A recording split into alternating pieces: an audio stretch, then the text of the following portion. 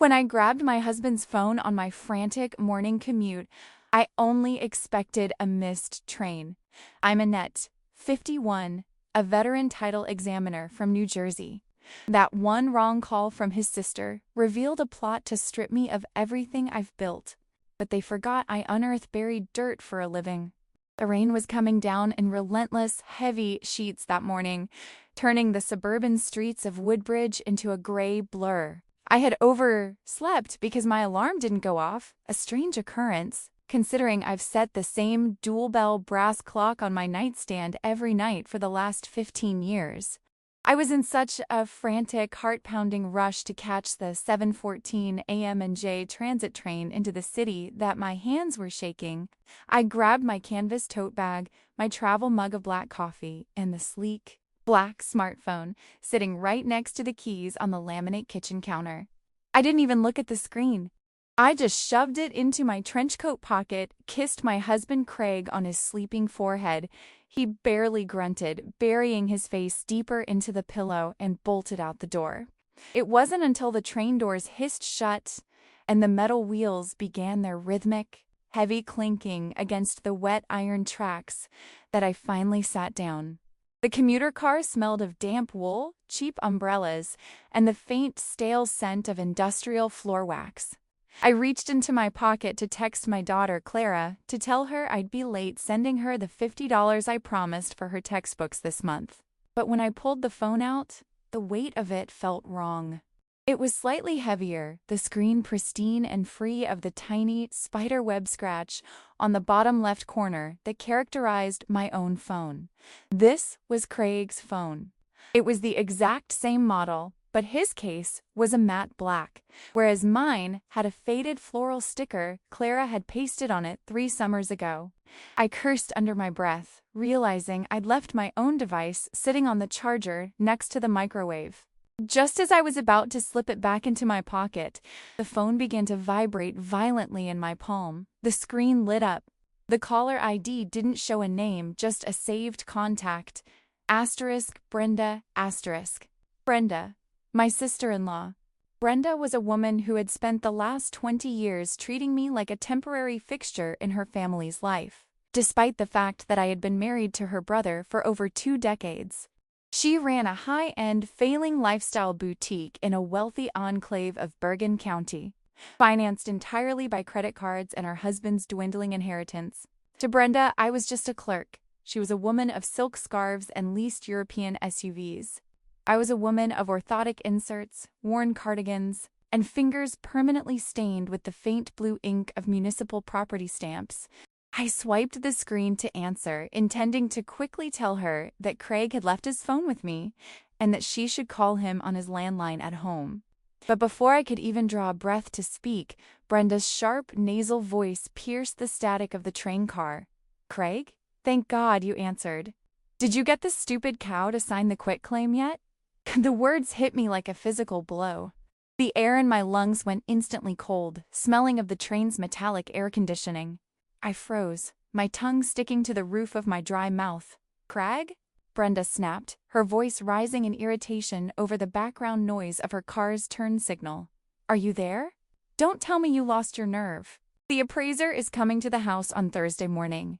And if Annette finds out we're leveraging her grandmother's property to bail out my store, she's going to lock us both out. Tell me you got her signature on those refinancing papers last night." I sat perfectly still on that worn vinyl seat, my eyes fixed on a speck of mud on the toe of my sensible leather loafers. Those shoes had cost me $45 on clearance, and I'd worn them until the soles were thin because Craig always insisted we were cash poor. Stupid cow. Her grandmother's property. If you have ever sat in a crowded public space, surrounded by strangers who are reading their newspapers or staring blankly into their own screens, while your entire life is quietly dismantled in your hands, then you know the exact, paralyzing terror that gripped me. You don't scream. You don't cry. Your body just goes completely, terrifyingly numb. I didn't say a word. I didn't breathe.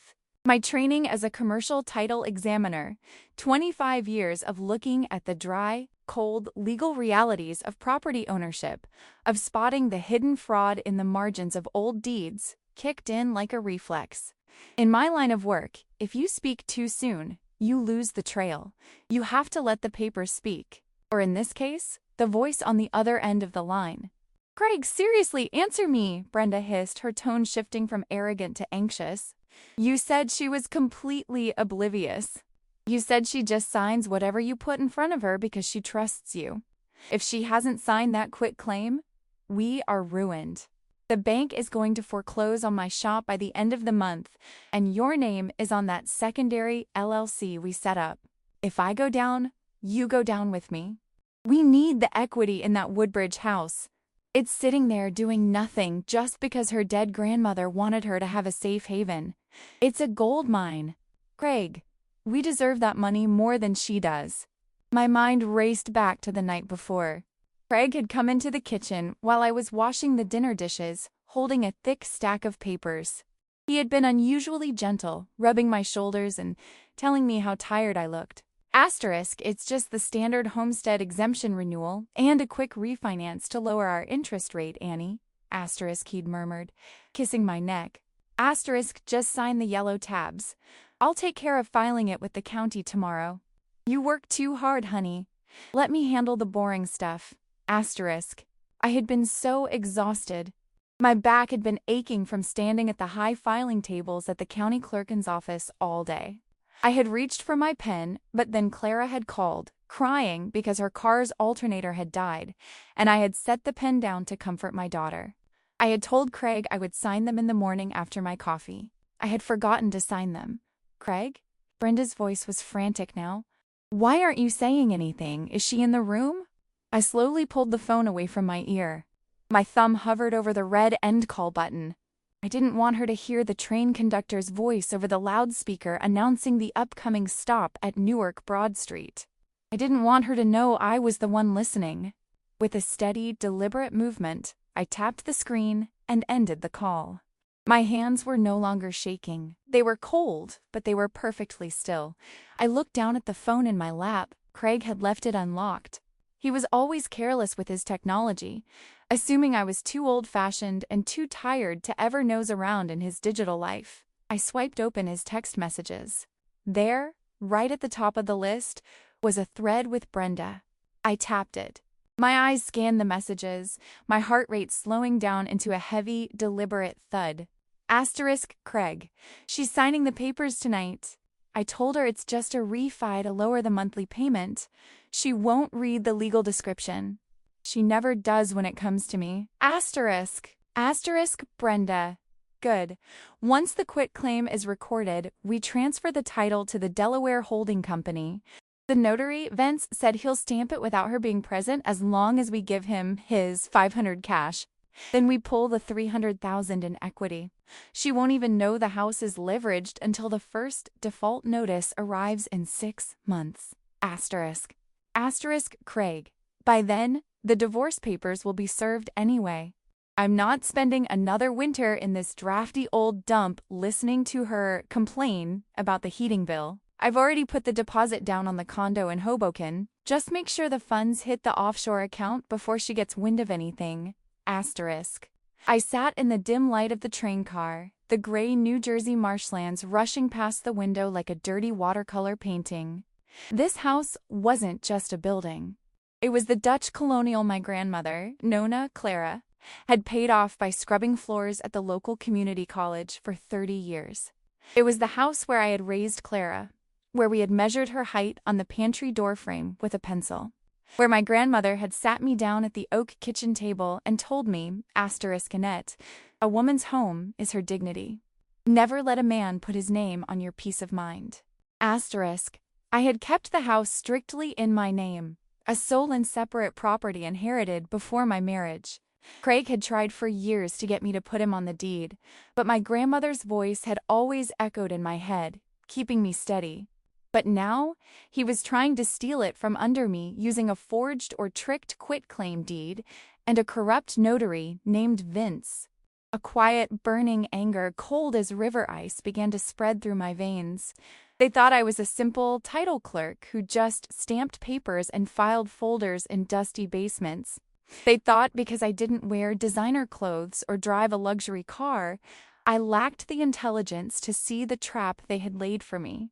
They had no idea who they were dealing with. In my 25 years of working with land records, I had seen every trick, every fraud, every low-life scheme used by greedy relatives to steal from the vulnerable. I knew the exact legal mechanisms of property fraud, and more importantly, I knew how to stop them. I didn't go to my office in Jersey City that morning. When the train pulled into the station, I stepped off into the damp, cold air, my mind perfectly clear. I stood on the platform as the crowd of commuters rushed past me, a sea of umbrellas and hurried footsteps. I looked at Craig's phone in my hand. I had the evidence of their conspiracy right here in black and white. But a few text messages wouldn't be enough to protect my home, my daughter's future, and my own dignity. I needed the physical documents. I needed to let them think their plan was working until the very moment the trap snapped shut around them. I turned around and boarded the next train back to Woodbridge. The quiet title examiner was going home to work. Woman he's been taking for granted for 23 years. I'm going to let him present those papers to his sister and his notary. And then I'm going to pull the rug out from under all of them. Let's check the character count of this text. It's approximately 7,300 characters. I need to expand it slightly to get it closer to 8,000 characters to ensure the total 5 parts easily hit the 39,000 to 41,000 range. Let's add more details. Expand on the conversation with Darlene. Talk about Vince Gallagher's history of shady deals, how he got away with it, how Darlene and Annette have been watching him. Expand on the drive to New Brunswick, the windshield wipers scraping against the glass, the thoughts running through Annette's head, the physical sensation of the cold steering wheel. Expand on the description of the tin box and her grandmother, Nona Clara. Talk about how her grandmother worked at the community college, scrubbing floors, and how she bought the house cash by cash, dollar by dollar. Describe the specific details of the fraud Craig was trying to commit, how he was going to use a blank signature page trick. This is a classic real estate fraud technique where the husband gets the wife to sign a seemingly harmless document like a homestead exemption or a pet registration with the signature page, blank or separate, and then attaches it to a... The Woodbridge house was quiet when I let myself back in through the kitchen door. The only sound was the familiar, shuddering rattle of the old copper plumbing behind the drywall a leak. Craig had promised to fix 3 winters ago, but never did, claiming we couldn't afford the plumber's hourly rate. I stood in the entryway, my wet trench coat dripping onto the linoleum floor, listening. Upstairs, the shower was running. I walked with silent, deliberate steps to the kitchen counter. My hand was steady as I reached into my pocket, pulled out Craig's black phone, and laid it exactly where I had found it, right next to his car keys. Then, I picked up my own phone from the charger by the microwave. The screen lit up with a text from Clara. Asterisk, thanks, Mom. Got the book money. Love you. Asterisk, I stared at those words, and a tight, painful knot formed in my throat. My daughter was working 20 hours a week at the campus library just to buy her textbooks, while her father was planning to use her great-grandmother's legacy to buy himself a luxury condo in Hoboken. I cleared my throat, swallowed the grief, and let the cold professional inside me take the wheel. When the shower stopped upstairs, I quickly took off my wet shoes, hung up my coat, and sat down at the kitchen table with a mug of lukewarm tea. I made sure to look exactly how Craig expected me to look, tired, slightly overwhelmed, and completely harmless. When he walked down the stairs, rubbing a towel over his thinning hair, he froze for a split second when he saw me sitting there. I saw the flash of panic in his eyes, the quick, nervous twitch of his left eyelid. "Annie?"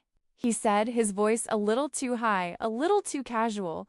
"What are you doing here? I thought you were on the 7:14 train." "I missed it," I said, keeping my voice soft, letting a tired sigh escape my lips. I gestured to the window. where the rain was still drumming a relentless beat against the glass. The traffic on Green Street was a nightmare, and then I realized I left my phone on the charger anyway. I had to turn back. I called out sick today, Craig. My back is it's killing me. The relief that washed over his face was almost comical. His shoulders visibly dropped, and a smug, patronizing smile returned to his lips. Oh, honey, you work too hard. I've been telling you that for years. You need to let me handle things. He walked over to the counter, his eyes immediately darting to his phone. He picked it up, slipping it into his pocket with a quick, practiced motion. Speaking of handling things, did you get a chance to look at those refinancing papers I left on the table last night? I looked him straight in the eyes. If you have ever had to look at someone you loved for 23 years, knowing they are actively trying to destroy your life, you know how hard it is to keep your face still. You want to scream. You want to grab them by the collar and ask them how they could do this to the mother of their child. But I didn't. I just gave him a small submissive nod. I did. I lied. My voice smooth as silk. I signed them, Craig. They're in the blue folder on the hall table, just like you wanted. His eyes lit up with a greedy, triumphant spark. Perfect. I'll take them to the bank today and get everything filed. Don't you worry about a thing, Annie. I've got it all under control. Thank you, Craig, I said, taking a slow sip of my tea. I don't know what I'd do without you. The moment his car pulled out of the gravel driveway, splashing mud onto the hydrangeas my grandmother had planted 50 years ago, I stood up. I didn't waste a single second. I grabbed my car keys, my purse, and my phone, and I drove straight to the Middlesex County Administration Building in New Brunswick. The rain was still pouring, the windshield wipers on my old sedan scraping a rhythmic, dry screech against the glass. Asterisk, stupid, cow. Asterisk, that was what Brenda had called me. That was what they both thought of me. To them, I was just a dull bureaucrat who pushed paper in a dusty basement. They forgot that those papers are the bedrock of the entire legal system. They forgot that I knew how to navigate those dusty basements better than anyone alive. When I walked into the county clerk's office, the familiar smell of old parchment, toner, and industrial carpet washed over me, instantly calming my nerves. This was my domain. Annette? I turned to see Darlene walking out from behind the high counter. Darlene had been my closest friend and colleague for over 20 years. She was a stout, fierce woman with bright red reading glasses hanging from a beaded chain around her neck, and she knew every single inch of the county's land records. Annie, what are you doing here? I thought you called out sick, Darlene said, her brow furrowing with concern as she took in my pale face and damp hair.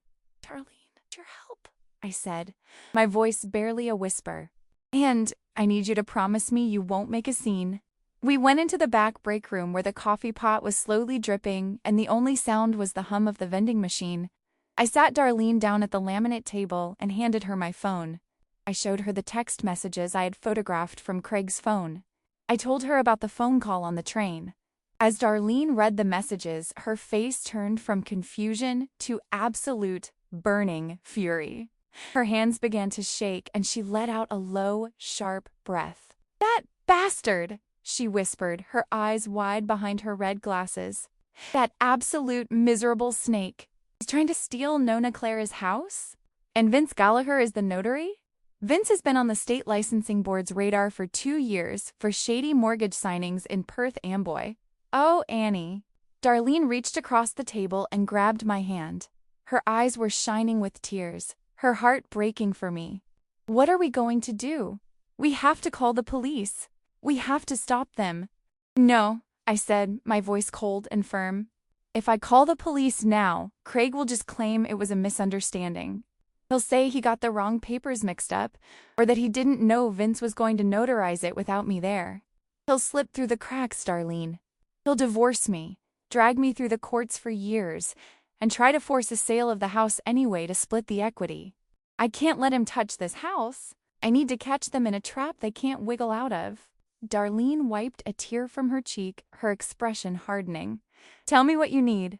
First, we need to protect the title, I said, pulling a legal pad from my purse. I want to draft and record an asterisk affidavit of sole ownership and notice of fraud prevention asterisk. We're going to index it directly against Block 412, Lot 8 in my property. It's going to state under penalty of perjury that I am the sole owner, that I have not executed any quitclaim deeds, and that any document purporting to bear my signature transferring interest in this property without my physical appearance before the county clerk is fraudulent and void ab initio. Darlena's eyes lit up with professional appreciation. The moment anyone searches the title for a secondary mortgage or a transfer, that affidavit will pop up like a red flare. The bank's title department won't touch it with a 10-foot pole. Exactly, I said. But we're going to go a step further. We're going to set up a property alert on the county registry. The second Craig or Vince tries to submit that forged quitclaim deed for recording, you and I will get an instant notification. And, Darlene, I want you to call your contact at the county prosecutor's office, the one in the financial crimes division. Darlene smiled, a slow, predatory smile that showed she understood exactly where I was going. Detective Miller. He's been trying to nail Vince Gallagher for notary fraud for 18 months. If we give him a live, ongoing case with a paper trail, he'll catch them red-handed, I finished. We went to work. For the next 3 hours, Annette the hurt wife disappeared, and Annette the veteran title examiner took over. We drafted the affidavit with meticulous, airtight legal language. I paid the $45 recording fee out of my own pocket, and Darlene personally scanned and indexed the document into the county's permanent digital registry. Before we finished, I walked into the archive room and pulled the heavy, leather-bound book containing the original 1954 deed to my grandmother's house. I traced my fingers over Nona Clara's elegant, shaky signature at the bottom of the yellowed page. She had worked 40 years scrubbing floors at the local community college to pay off this house, dollar by dollar, coin by coin. She had done it so that I would always have a roof over my head, so that Clara would always have a place to call home. I closed the book with a heavy, satisfying thud. Asterisk, I'm protecting your peace of mind, Nona. Asterisk, I thought. Asterisk, just like you told me to. Asterisk, that evening I drove back to Woodbridge. When I walked into the kitchen, the smell of garlic and olive oil filled the air. Craig was standing at the stove, humming to himself as he stirred a pot of marinara sauce. He had bought a bottle of expensive Chianti, the kind we usually only bought for anniversaries. "Welcome home, sweetheart," he said, turning around with a bright, fake smile. "I decided to make dinner tonight. You looked so tired this morning, I wanted to give you a break." I looked at the bottle of wine, then at his smug, handsome face. He thought he had done it. He thought the forged quitclaim deed was safely in his briefcase, ready to be stamped by Vince the notary tomorrow morning. He thought he was days away from a $300,000 payday and a luxury condo in Hoboken. "You're so thoughtful, Craig," I said, letting a soft, tired smile touch my lips as I reached for a wine glass. The trap was set, the bait was taken, and my husband had no idea he was walking straight into a prison cell. The rain had finally stopped by Thursday morning, leaving behind a biting, damp cold that seeped right through the soles of my shoes. I sat at my desk in the Jersey City Records office, the hum of the fluorescent lights overhead sounding like a nest of angry hornets. My fingers hovered over my keyboard, but I wasn't looking at my screen. I was looking at the clock on the wall. 10:45 a.m. I had spent the last 48 hours living a double life. To Craig, I was the same tired, quiet wife who made his coffee, folded his laundry, and nodded politely while he talked about his golf game. I had cooked his favorite pot roast on Tuesday. I had ironed his shirts on Wednesday.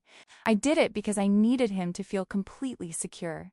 I needed him to believe that his stupid cow of a wife was right where he left her, dumb, compliant, and blind.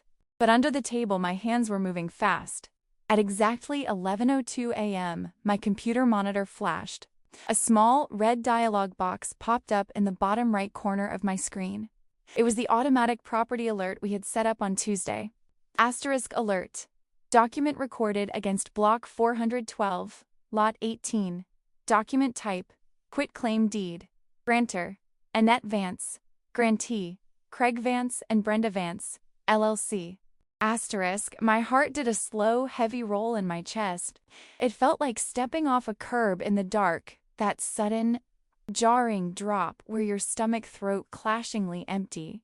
Even though I knew it was coming, seeing it on the screen made it real. They had actually done it. They had forged my signature, Vince Gallagher had stamped his notary seal on it, and they had submitted it to the county registry. I didn't waste a single second. I grabbed my worn, heavy steel clipboard, the one with the faded county emblem I'd carried for 20 years, and slid a copy of my recorded affidavit of sole ownership into the front pocket. I stood up, my knees cracking slightly in the quiet office. Darlene was already standing by the copier, holding her car keys. She looked at me, her red reading glasses sitting low on her nose, and gave me a sharp, sober nod. "Detective Miller just called," she whispered, her voice tight with a mixture of anger and excitement. "Vince Gallagher just left his office in Perth Amboy. He's heading up to Ridgewood. Craig and Brenda are meeting him at Brenda's boutique to sign the secondary mortgage documents with the private lender's courier. They think they're getting the cash-out wire transfer approved before the bank closes at 4. "Let's go," I said. If you have ever had to drive 30 miles in silence, knowing that at the end of that highway sits the absolute end of your marriage, you know how long every mile feels. You don't play the radio. You don't talk. You just listen to the hum of the tires on the asphalt and wonder how a person you shared a bed with for 23 years could look you in the eye while trying to erase you.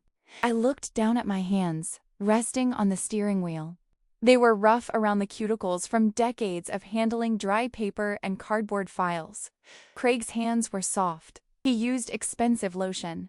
Brenda's hands were manicured with long acrylic nails painted the color of expensive champagne. They thought my rough hands made me weak. They thought because I didn't fight back when Brenda made her passive-aggressive comments about my simple wardrobe, I didn't have the stomach for a fight. But there is a specific kind of strength that comes from a lifetime of quiet labor. It's the strength of a woman who knows exactly how much a dollar is worth because she earned every single cent of it. We parked my old sedan a block away from *Aura and Willow*, Brenda's boutique on East Ridgewood Avenue. It was one of those high-end shops where they sell 3 linen shirts and a single, concrete-scented candle for $400. The front window was dressed with minimalist birch branches and draped silk. Detective Miller and his partner, a young woman in a sharp gray suit, were waiting in an unmarked Ford Explorer near the corner. When I got out of my car, Miller rolled down his window. "Annette," he said, his voice calm and professional. "The courier from the private lending firm just went inside. Gallagher is in there too. We have the wiretap authorization from the prosecutor based on the texts you provided. We're ready when you are. Do you want us to go in first?" I gripped my steel clipboard tighter against my ribs. "No," I said, looking at the gold-lettered sign on the boutique's glass door. "I want to walk in first. Want them to see me." Miller nodded. "We'll be right behind you." Darlene reached out and squeezed my arm. Her eyes were shining. "Go get 'em, Annie," she whispered. I walked down the sidewalk, my sensible clearance rack loafers clicking softly on the clean concrete. I pushed the glass door of *Aura and Willow* open. A little brass bell chimed overhead. The air inside smelled of lavender, white tea, and artificial luxury. A young salesgirl with a sleek topknot stood behind a marble counter. But before she could ask me if I needed help, I walked right past her toward the back of the store.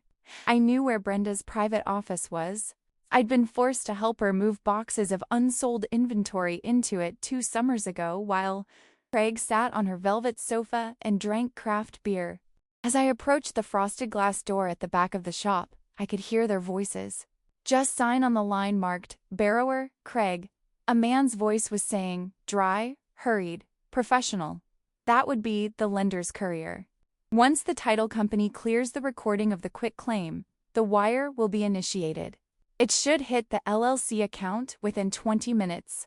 I've already checked the registry, Vince Gallagher's nasal voice chimed in. The deed was accepted for recording at 11:02 a.m. It's a clean title. I stamped the acknowledgement myself. Thank God, Brenda sighed, her voice dripping with that familiar, arrogant relief. I can finally pay off the American Express before they freeze my merchant account. Craig, honey, we did it. I told you she wouldn't notice. She's probably sitting at her desk right now, filing municipal tax receipts and eating a tuna sandwich out of a Tupperware container. Craig let out a low, smug chuckle. She's a creature of habit, Brenda. You play her right. She's as predictable as a Swiss train. I stood outside that door for 3 seconds. I took a deep breath, letting the cold, clean air of my grandmother's memory fill my lungs. Asterisk and net. A woman's home is her dignity. Never let a man put his name on your peace of mind. Asterisk. I turned the handle and pushed the door open. The room froze. It was a small, aggressively decorated office with blush pink walls, a gold-plated desk, and a plush velvet rug. Craig was sitting in a cream-colored chair, a fountain pen in his hand, hovering over a thick stack of loan documents. Brenda was leaning against the desk, a glass of white wine in her hand. Vince Gallagher, a sweaty man in a cheap polyester suit with a leather notary pouch strapped to his belt, was packing up his stamps. A young man in a courier uniform sat at the end of the desk, looking bored.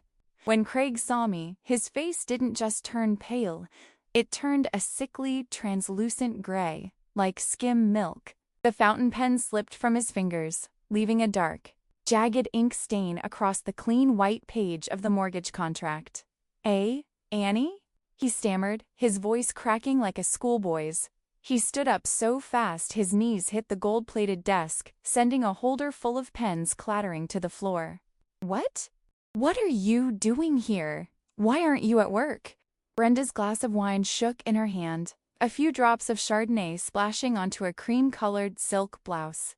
Annette, she sneered, trying desperately to claw back her usual venom, though her voice was trembling. This is a private business meeting. You can't just barge in here. You have no right. Actually, Brenda, I said, my voice steady, quiet, and perfectly clear. I stepped into the room, letting the heavy glass door swing shut behind me. I have every right, because we are talking about my house, my grandmother's house. Vince Gallagher reached for his leather pouch, his eyes darting toward the side exit. Look, I don't know what family drama is going on here, but I've got another closing in for Rama's. Sit down, Mr. Gallagher, I said, not even looking at him.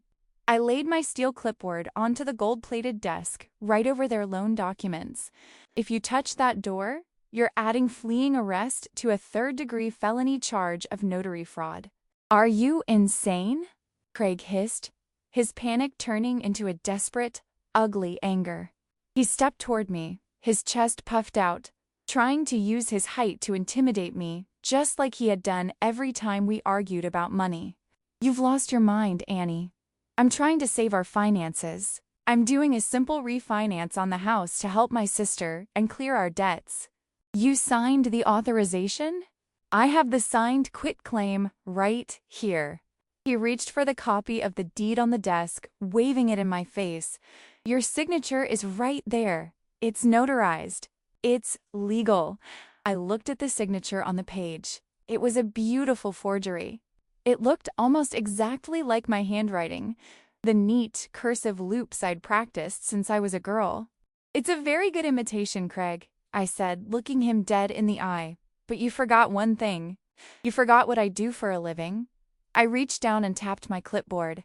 I slid out the certified copy of my asterisk affidavit of sole ownership and notice of fraud prevention asterisk. This was recorded at 9:15 a.m. on Tuesday morning, I said, my voice flat, professional, and completely devoid of the warmth he had taken for granted for 23 years. 2 full days before you submitted your forged deed. In the state of New Jersey, an affidavit of fraud prevention indexed against a property block acts as an immediate cloud on the title. It legally voids any subsequent transfer of interest without a physical in-person verification before the county clerk. I turned to the young courier, who was now staring at me with wide eyes, which means, young man, that the quitclaim deed they just recorded is legally dead. It has no value. If your lending company initiates that wire transfer, you are funding a fraudulent loan on a voided title. Your title insurance underwriters will deny coverage the second they see the cloud on the registry. The courier's face went white. He immediately snatched the loan documents off the desk, pulling them away from Craig. "The deal is paused," he said quickly, reaching for his phone. "I'm calling corporate." "Annette, you stupid bitch," Brenda shrieked, her face contorting into something truly hideous as she threw her wineglass into the wastebasket. "You've ruined everything. My shop is going to court-ordered foreclosure next week. You did this on purpose. You're just a bitter, jealous clerk who wants to see us fail." "No, Brenda," I said, looking at her ruined silk blouse, then back at my own worn, clean hands. "I didn't do this to see you fail. I did this to protect what is mine. You called me a stupid cow. You thought because I didn't complain about the drafty house or the thin soles of my shoes, I was too stupid to see what you were doing. But I see you. I see both of you." I looked at Craig, the man who had promised to love me, to honor me, to protect me. He was trembling now, his mouth opening and closing like a fish out of water. "Annie, please," he whispered, his voice suddenly small, his eyes wide with a pathetic, desperate terror as he realized the condo in Hoboken, a luxury life, and his freedom were all evaporating. "We can talk about this. We're partners. We can work this out." "We aren't partners, Craig," I said, and for the first time a small, painful tear slipped down my cheek. I didn't wipe it away. I let him see it. I wanted him to know that he had broken my heart, but that he hadn't broken my resolve.